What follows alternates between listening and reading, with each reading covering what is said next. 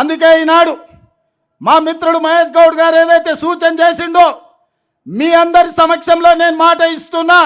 August మొదటి వారంలో assembly శాసన మండలి ప్రత్యేక సమావేశాలు ఏర్పాటు చేసి శాసనసభలో చర్చించి ఈ దేశంలో ఎమ్మెల్యేగా ఎంపీగా పోటీ చేయడానికి 21 సంవత్సరాల వయసును అర్హతగా తీర్మానం చేసి ప్రధానమంత్రికి పంపిస్తా.